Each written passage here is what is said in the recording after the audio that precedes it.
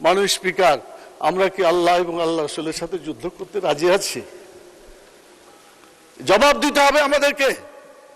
যদি আল্লাহ এবং আল্লাহ রাসূলের সাথে যুদ্ধ করতে না রাজি থাকি, অবশ্যই সুদকে প্রত্যাখ্যান করতে হবে।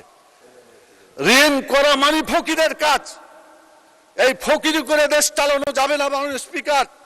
আমাদের নিজের সম্পদকে সংগ্রহ করে আমাদের সম্পদ দিয়ে দেশ চালাতে হবে। ঋণ করে ঘি খাওয়ার মতো পরিকল্পনা করলে এটা আমাদের জাতি এবং দেশ ক্ষতিগ্রস্ত হবে বলে আমি মনে করি। মাননীয় স্পিকার, এই ঋণের ব্যাপারে এই যে সুদ আছে, এই সুদের ব্যাপারে ইসলাম কি বলেছে আমি আপনাদের সামনে কয়েকটি কথা বলতে চাই। সুদের ব্যাপারে বলা হয়েছে, জেনে শুনে কেউ যদি 1টি টাকা সুদের এটা খায়, তাহলে সে যেন 36 বার জেনা করে। সহিহ হাদিস। এই সুদের মধ্যে 70টি স্তর আছে। সর্বনিম্ন স্তর হচ্ছে মায়ের সাথে জেনা করা।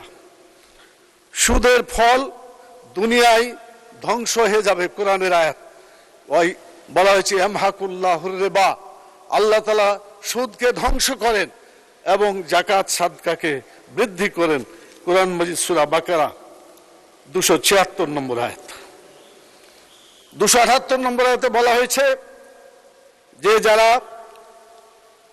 সুদ করে সুদকে ছাড়ে না, এই সুদের অর্থনীতি দিয়ে চলাফেরা করে, সুদের মাধ্যমে তারা জীবন জীবিকা করে, তাদের ব্যাপারে বলা হয়েছে তারা যেন আল্লাহ এবং রাসূলের সাথে যুদ্ধ করে। মাননীয় স্পিকার, আমরা কি আল্লাহ এবং আল্লাহ রাসূলের সাথে যুদ্ধ করতে রাজি আছি? জবাব দিতে হবে আমাদেরকে। যদি আল্লাহ এবং আল্লাহ রাসূলের সাথে যুদ্ধ করতে না রাজি থাকি, অবশ্যই সুদকে প্রত্যাখ্যান করতে হবে। এই সুদ ছাড়াও অর্থনীতি চলে। মাননীয় স্পিকার, আমাদের মাননীয় প্রধানমন্ত্রী মালয়েশিয়ায় গিয়েছেন, সেখানে সুদকে বন্ধ করে জাকাত ভিত্তিক অর্থনীতি সেখানে চালু করার সুন্দর একটা প্রচেষ্টা অব্যাহত রয়েছে। পৃথিবীর বিভিন্ন দেশেই এই জাকাত ভিত্তিক অর্থনীতি করার, সুদকে বন্ধ করার চেষ্টা করছে। তার মধ্যে উল্লেখযোগ্য দেশ হলো ইরান, বাহরাইন, সৌদি আরব, আরব আমিরাত, কুয়েত, কাতার, পাকিস্তান।